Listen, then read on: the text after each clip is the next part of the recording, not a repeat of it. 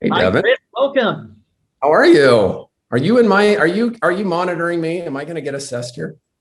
Yeah, I've got my grading sheet right here. Ah, nice. It's good to Students, see you're in you. for an amazing session. Get ready. Buckle All up. right. So, and I would just say this: I knew Devin when he was in your shoes, and maybe that's a good place to start. The question I'm often asked, and I'll give you a little background on my firm, but the question I'm also often asked is, what do I need to be doing, or where do I need to be? And Devin was it. Was so impressed. Just so. Let me introduce myself and then I'll get this topic. So I'm Chris Thomas. I'm president of Intrepid. We're a Utah-based agency, about 10 people. And I've been there almost 20 years. The firm's been in existence 27 years, and have seen a lot and experienced a lot. And when I see Devin as a professor here, it just tells me how dang old I am. I guess I was still semi young, when I first met you, but relatively speaking. The question, probably the main thing I'd like to impart to you is getting a BYU education is awesome. And I always look highly when I have an applicant that has BYU listed on their resume. And I see that as kind of a ticket into the game. And maybe with a BYU education, you're sitting in the lower bowl. But if you want to play, it's all about experience.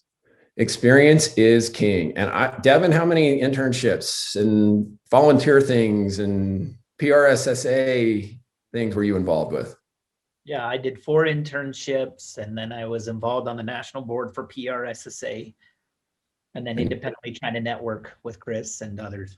did a big regional conference. And no, I mean, so, yeah. And then, and that's a lot. And for some people, I don't want to overwhelm you either. You might be saying, I've only got one, and oh my gosh, I got 2 kids and I got to put bread on the table. And that might be harder to do than not. But when you have somebody that comes in who has, and it doesn't have to be 4 solid internships that were 3 months long, 15 hours a day. I don't have a ton of time to go into it, but when I was a student, one of the internships I did was over a weekend, and I worked on it for 10 days. I did PR for a storytelling festival, and it was an awesome experience. They just needed a volunteer, and they asked the department. I said, "Sure, I'll do it." And that is, it can be something you're interested in. It could be as simple as a series of blog posts, and it could be as elaborate as you spend a year working with a certain organization and did a ton of work. But I want to see your experience. That really is what speaks to me when I have an applicant that comes in. I have my trusty rusty portfolio that Devin probably has seen for 20 years. That this was my student portfolio, and I obviously don't have too much time to go through it, but I love having that work. If you can demonstrate that work, and when I would interview, I would use this portfolio, and they'd say, talk to me about your writing experience. Well, and I would be able to tell stories and go to specific assignments and talk about the deadline and the focus and the outcome of it.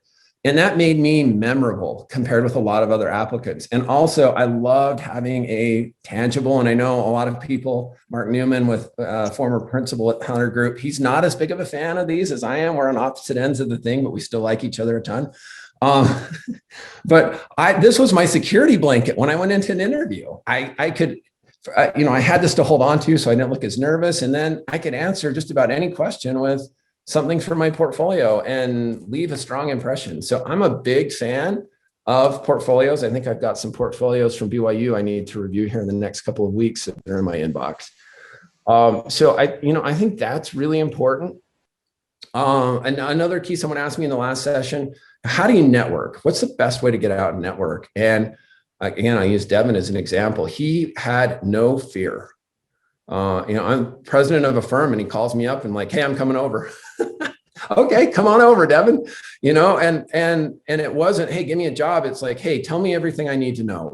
When you were my age, if you could go back to then, what would you tell yourself? And it could be as easy as, hey, do a virtual coffee with me for 15 minutes and talk to me, tell me. Generally, a lot of communications people, they're reluctant if you're asking for a job to like, okay, here, yeah, let's talk. But if you're asking for advice, there are very few out there, if any, that somebody didn't help pave the way for them and didn't open doors and didn't mentor them, and they feel a need to give back. There are some jerks out there who might not give back, but most of us, I think, are pretty nice people who are willing, especially for students, recognizing that this is not an easy field to get into. You got to hustle, and those who are willing to, who have the initiative, that we want to fuel that. So that would be a huge piece of advice there. And again, I can talk a ton, and I always want to make this applicable and relatable to you. So maybe what questions do you have, or what things are you thinking about, wondering about, worried about? Chris, I'll jump in with a quick question while the students are formulating theirs. I've heard you in the past talk about the value of working for Cokes, Yes. being willing to go in and even do volunteer work. And yet what's interesting about that is you have done in your career volunteer work even later on, not just to get that first job. Can you talk about the importance of volunteer work? Yeah, and this is one of the great things about BYU is you're taught to do this, and it's part of your DNA. And we don't realize it's unique, but it is. I have throughout my career, and I don't say this in a self-serving manner. I tell you this because I hope you'll follow the same thing. Every time I have volunteered and given of myself, I have received back several fold. Relationships, opportunities, amazing doors have been opened up for me. I got to drive in a presidential motorcade once because I had done somebody a favor, and they're like, "Hey, you probably wouldn't be interested in this." And I was like, "No, I would be very interested in it. What time do I need to be there?"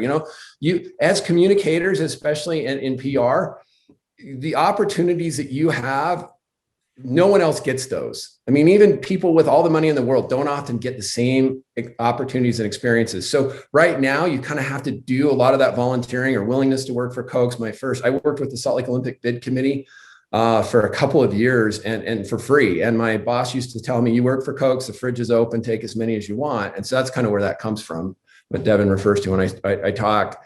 And so, yeah, I've always kind of been willing to do that and make time, and it's always served me well. I can tell you right now that as you give a little extra, and for some people that's easier said than not. I got married at 28 and lived at home while I was in college, and so I had a lot of opportunity, or maybe more bandwidth than some people.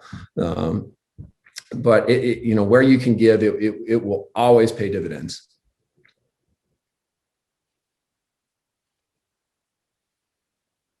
So students, what questions do you have for Chris? Or I can just keep talking. That's okay too. And so I, kind of to that point. So when Devin's been very kind to have me speak in his class a few times, and the topic that I speak on is curiosity, hustle, and a willingness to work for Cokes. And so as you're looking for experience, go to the things you're curious in. What are you curious in, and why? Are you interested in music? If you're interested in music, okay, what types of projects could you do around that? Are there some small garage bands that you could help promote? Is there a local newspaper that you could write music reviews for? I had one formal internship. It was actually the Olympic Committee, because I was already working there and I had to have the credits. So they just signed the papers for me. But most of the work I did, I just made up myself. I just went and would ask somebody, "Hey, I'm a student and I'd love to do this for you." And sometimes they said no, but more times than not, they're like, "Yeah, sure. Why not? Go for it." The hard part is asking. I was so uncomfortable back when I was at your point. I was so nervous. I would sit in the car shaking before I went in to talk to somebody or go into an interview. I was nervous Nelly, but and I still am sometimes, but you just do it. Just go for it, do it, talk to them. I fell flat on my face many times. I failed more times than I've probably succeeded. And maybe it's just the fact that I'm too darn naive to realize that I'm willing to fail. I think, Devin, you're kind of the same way too, somewhat. Worst thing they can do is say no. But you don't also have to have, nerves of steel to go and do it. But get out of your comfort zone. Be willing to ask. You just never know where it's going to take you. So Chris, other thoughts? Chris, as Intrepid has grown and had different clients and projects, once students have joined Intrepid, what's made the difference between those students that have grown and developed within their work and career and those that have stagnated? So one of the biggest piece of advice I'll give those of you who are about to graduate is treat the first 2 years of your job as a graduate program in communications. I was really keen on this. When I was a student, I was a student of my job. And so you get tired and, getting used to working 40 hours a week plus and all these other things, that's really tiring. I'd make time at lunch and on the weekends, I'd try to assess, okay, what did I do? What didn't I do? What can I learn here? I started taking on assignments that senior people were assigned in the firm. And I would do my own version of it. And then I would compare it to what they did. If it was a press release that they wrote, I would go compare mine to theirs. And oftentimes it was like, whoa, mine really sucks, but I've learned a ton from it. And there were other times like, hey, he totally missed this. He could have gone this angle. This was such a great angle. I actually had a mentor early on who found out that I was doing this, and she started looking at all my work and giving me really good feedback and advice. I started taking on freelance clients about a year into my first job, and learned a ton from, there's no one there to pick it up if I fail. So, it's that extra time and effort will go miles. The people who put in and really care, it's not just a job, but it's a passion and it's a career. They're going to rise and they're going to, we're constantly learning. You never arrive in communications. It's a journey and it's constantly changing and you've got to learn and adapt. And for me, that's fun. I love that. It keeps me on my feet a lot. It sometimes challenges me and exhausts me, but it's what makes, I think, communications great. And then being able to use that to help other people. Looks like we have 1 minute left. Any last burning questions? Hopefully I haven't bored you to tears. I guess my parting shot would be, not everybody gets a job in communications, and you have to pay your dues and be willing to do it. And I'm telling you, it's worth it. Make the sacrifices now. You'll be so glad when you're a professor of communications versus an insurance agent 20 years from now. Devin, I'm telling you, there are 20 insurance agents for you out there, for everyone, in your position. So nothing wrong with insurance, nothing at all. Not, so probably someone here's dad's an insurance agent. That's a great and admirable career. But if you want to do communications, I tell you, it is the greatest job in the world. Pay your dues, do it, and you'll be glad you did. And anyway, if I can ever be of assistance in any way as well, please reach out. Always happy to talk. And if you can bear any more of my hot wind, I'm happy to provide it.